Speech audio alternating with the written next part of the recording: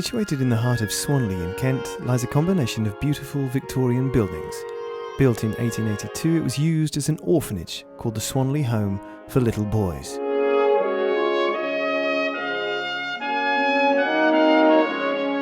Swanley Homes catered for boys from deprived London families. It became the home and learning grounds of 800 orphans until its closure in 1955. In 1962, the name was changed finally to the Furness School. The school today offers 76 places for boys and girls with severe social, emotional and behaviour difficulties. In the past, the need of little boys were answered that were in a very difficult situation and with special needs.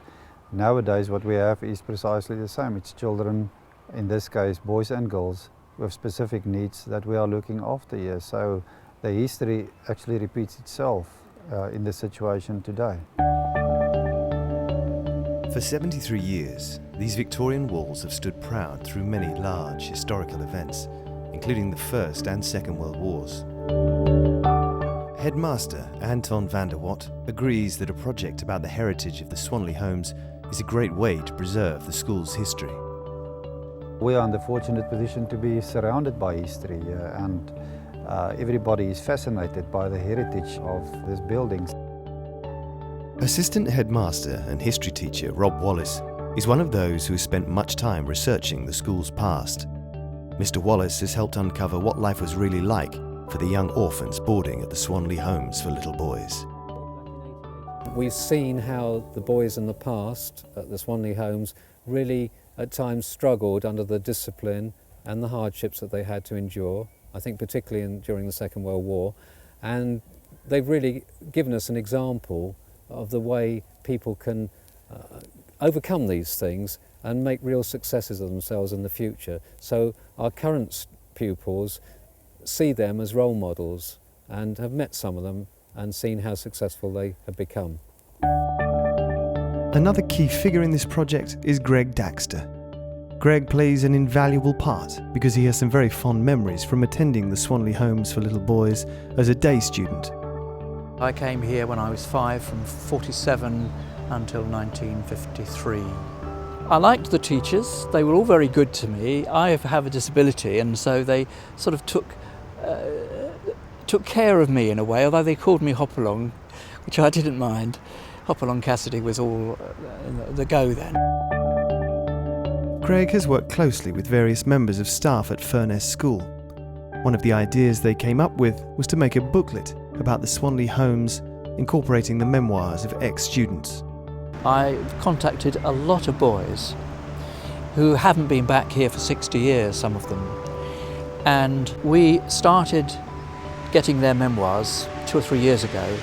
The history side of it is very fascinating because it goes right through from the Victorian era, 1860s, right through the wars, First and Second World Wars.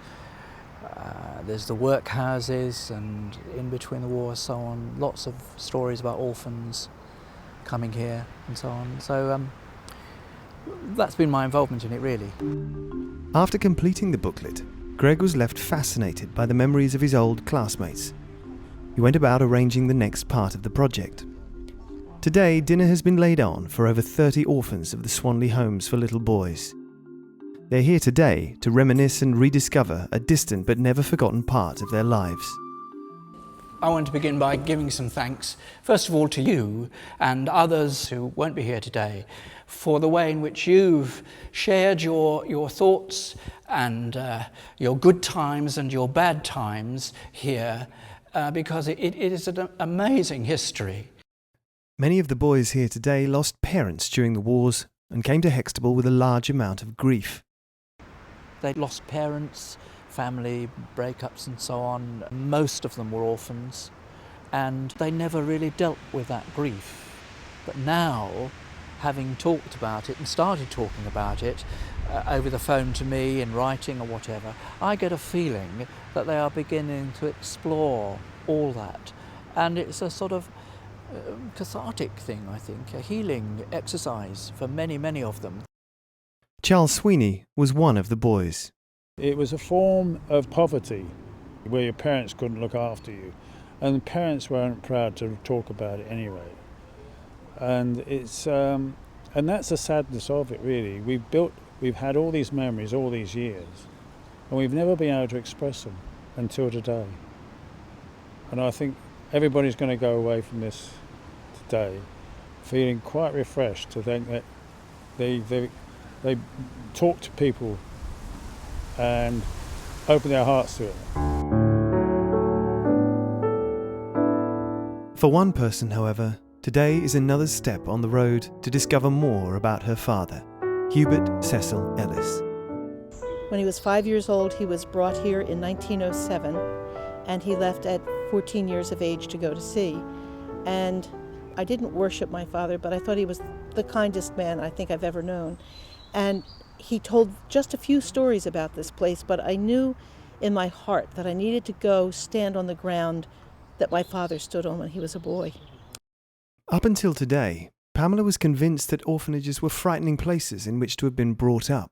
I thought that it was a horror story because I had only thought of Dickens, places where children were and they weren't pleasant. And when I walked up this hill and saw it, I thought, my dad was probably happy. Today, Pamela is overcome with joy to hear the wonderful stories about what it was really like to board at Swanley Homes.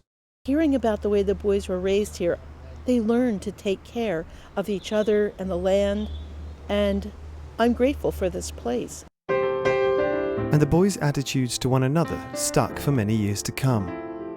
30 years after Pamela's father was an orphan here, Dennis Feary arrived at the school after losing both his parents in the Second World War. The very night I arrived, and I wanted to go to the toilet, but being used to just getting out of bed, and I was on the top bunk. I stepped out of the bunk, down I went, crash, 3 tiers of, and a chap called Corney picked me up, and I started to blubber, I think, and he said, "Shh, don't. You'll be the joke of the school for the next 2 or 3 weeks. Come with me."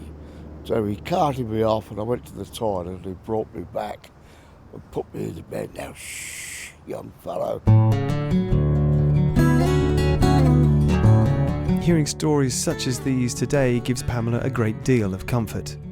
My father stood here, and these trees blew when my father was here, and the sun shone. Yes, I need my dad still in my life. He's been gone a long time.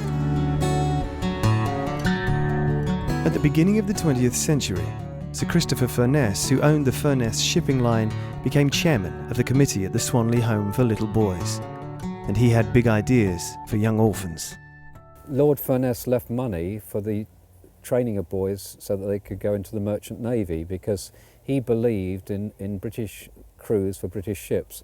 And so as a result of that, Lady Furness House was built, and the agreement was that they would be trained for the navy. And this had a profound influence on the teaching, curriculum and ethos at the Swanley Homes. The sort of subjects they did were navigation, which is really plotting the route of a ship using compasses and measuring distance. Well, they would also do rope work, which was an essential part of being in the Navy. Added to their training were the naval uniforms. This fresh approach filled the boys with a huge amount of self-confidence. They were no longer boys, they were young men. I knew that Swanley boys were better than Farningham boys because we were slightly Navy. I could form up 20 boys here, form up in twos, chaps, right, off we trot. And whereas the Farningham boys would tend to wander off a bit or be chatting when they should be quiet and listening to the odd order. I always said, give me 20 trained men and I'll beat 100 others. And this new ethos was preparing the boys for life after Swanley. For 9 years, Hubert Cecil Ellis was groomed towards a life in the merchant navy.